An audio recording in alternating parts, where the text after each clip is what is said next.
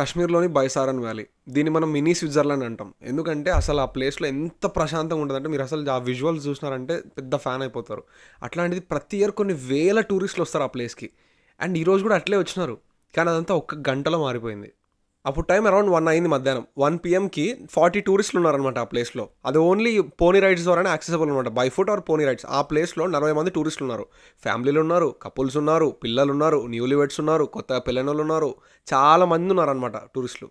India నుంచి మాత్రమే కాదు, వేరే కంట్రీ వాళ్ళు కూడా ఉన్నారు. యూఏఈ నుంచి ఉన్నారు, నేపాల్ నుంచి ఉన్నారు, అందరు ఉన్నారు. అండ్ ఆ మూమెంట్లో అందరూ ప్రశాంతంగా ఎవరి పని వాళ్ళు ఎంజాయ్ చేస్తున్నప్పుడు అడవిలోంచి వచ్చినారంట 6 మంది. ఆర్మీ డ్రెస్లలో వచ్చినారంట, కోఆర్డినేటెడ్గా కామ్గా వచ్చినారు. ఏదో వచ్చి వీళ్ళు ఓపెన్ ఫైర్ స్టార్ట్ చేయలేదు అందరి మీద. మెల్లగా వచ్చి కామ్ అండ్ ఆర్గనైజ్డ్గా ఒక్కొక్కరి దగ్గరికి వచ్చి వాళ్ళ పేరు అడిగినారంట. పేరు అడిగి నాన్ ముస్లిం నేమ్ అయితే అక్కడే పాయింట్ బ్లాంక్లో గాలి చంపేసినారంట. అసలు డిస్క్రైబ్ చేయడానికి కూడా నాకు నోరు రావడంలో, మనసు రావడంలో అసలుకి. ఎందుకంటే అసలు ఒక మనిషిని ఇంకొక మనిషి చంపడం అనేదే అసలుకి అంతకంటే దరిద్రమైనది ఇంకోటి లేదు. సో ముస్లిం కానందు వల్ల జస్ట్ ఒక్క రీజన్ వల్ల చంపడం అంటే అసలుకి ఇమాజిన్ చేసుకోండి. ప్రూఫ్ కోసం ఐడి కార్డులు చూపిమన్నారంట. మళ్ళీ వాళ్ళ ఆధార్ కార్డు కానీ ఏదైనా ప్రూఫ్ ఐడి చూపిమన్నారంట. ముస్లిమ్స్ అని తప్పించుకోవడానికి కూడా లేదంట, ఐడి ప్రూఫ్ చూపించినారంట. చూపించి మళ్ళీ అక్కడ లేకుంటే అక్కడ పాయింట్ బ్లాంక్లో కాల్చేసినారంట. మళ్ళీ అవన్నీ చెప్తే ఇస్లామిక్ వర్సెస్ రిసైడ్ చేయమన్నారంట, ఖురాన్ని రిసైడ్ చేయమన్నారంట. ఇవన్నీ ఏదో ఫిల్టర్ చేయడానికి టెస్ట్లు ఇల్లు. ఇంత నీచంగా అసలుకి మనిషికి ఇది కడుపుకు అన్నం తినేట్టు ఏ ఒక్కడు ఇట్లాంటి పని చేయడు అసలుకి. ఒక కప్పులు అయితే అసలుకి హస్బెండ్ని చంపేసి హస్బెండ్ డెడ్ బాడీ పక్కన అసలు ఆ విజువల్ చూస్తే ఎంత బాధ అవుతుంది అంటే అసలు అంత బాధ అవుతుంది. ఆమె వచ్చి నన్ను కూడా చంపేయండి, మా హస్బెండ్ని చంపేస్తున్నారు కదా అంటే, లేదు నిన్ను చంపం మేము, ఇప్పుడు జరిగినది పోయి మీ నరేంద్ర మోడీకి చెప్పుకోపో అన్నాడంట. ఏం చూసుకొని రాబోయే మీకు అంత ధైర్యం అసలుకి?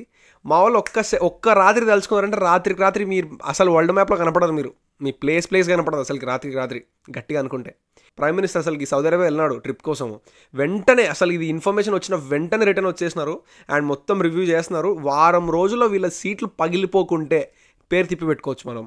అంత కాన్ఫిడెంట్గా చెప్తున్నాం. ఎందుకంటే మనం ఎవరిని హామ్ చేయట్లేదు, హామ్ చేయొద్దని మనం మంచిగానే చెప్తున్నాము. చేసినా కూడా అంత స్ట్రింజెంట్గా తీసుకోవట్లేదు. ఎందుకంటే పోనీ నేర్చుకుంటారేమో అనుకుంటాం. కానీ ఇది జరిగిన తర్వాత ఈ రెస్పాన్స్ చూసుకొని వాళ్ళు నెక్స్ట్ అసలు వైలెన్స్ చేయాలని ఒక థాట్ మైండ్లో స్టార్ట్ అయినప్పుడు చచ్చిపోవాలి. అంత గట్టిగా ఉండాలి మన రెస్పాన్స్ దీనికి. And I'm damn sure of this. ఎందుకంటే మనోళ్ళు రిటాలియేషన్ ఎంత గట్టిగా ఇస్తారో అసలు మీ ఇమాజినేషన్కి వదిలేస్తున్నా. అరే భయ్ మీరు 7:30 పారిపోండి రా భయ్, మీరు ఎంత దూరం పారిపోతారో, రాకెట్ వేసుకొని పారిపోతారో పారిపోండి. మా వాళ్ళు వచ్చినారంటే అసలు ఆనవాళ్ళు లేకుండా పోతారు అందరు, చెప్తున్నా కదా. అసలు ఏం పనులు రాబోయేవి అసలుకి? హార్మోనిలో బతకకుండా మీ పని మీరు చూసుకోకుండా ఏంది ఇది వచ్చి ఐడీలు అడిగి, టూరిస్టుల దగ్గర ఐడీలు అడిగి మీరు ఏమనుకుంటారా? మీరు దిగొచ్చినారా? మీరు ఏమన్నా మీకు చెప్పినారా ఇట్లా చేయమని? అసలు కొంచెమన్నా బ్రెయిన్లో 1 గ్రామన్న బ్రెయిన్ ఉంటే అసలుకి ఈ పని చేస్తారా? కడుపుకు అన్నం తినేటోళ్ళు ఈ పని చేస్తారా అసలుకి? అండ్ వీళ్ళందరూ లష్కర్ ఈ తైబా అనే ప్రాక్సీ. అండ్ వీళ్ళందరూ ఎవరంటే లష్కర్ ఈ తైబా అనే టెర్రరిస్ట్ గ్రూప్కి ఒక ప్రాక్సీ ఉందన్నమాట, ది రెసిస్టెన్స్ ఫ్రంట్ అని. వాళ్ళు రెస్పాన్సిబిలిటీ క్లెయిమ్ చేస్తారు ఎంతో గొప్పగా. వీళ్ళు ఏదో పెద్ద ఎలిమెంట్ కనిపెట్టినట్టు రెస్పాన్సిబిలిటీ క్లెయిమ్ చేసినారు, మేమే చేసినాము అని. ఏం మనుషులు రావే అసలు మీరు? చూద్దాం ఎన్ని రోజులు అవుతుందో చూద్దాం. 3 రోజులు టైం తీసుకుంటాము. 3 రోజులు టైం తీసుకొని కొడతాం. అసలుకి ఏడ దాపెట్టుకున్నా మీరు ఈ భూమి మీద కాదు, మార్స్ మీదకి రాకెట్ వేసుకొని పోయినా కూడా వచ్చి కొడతాం రావే.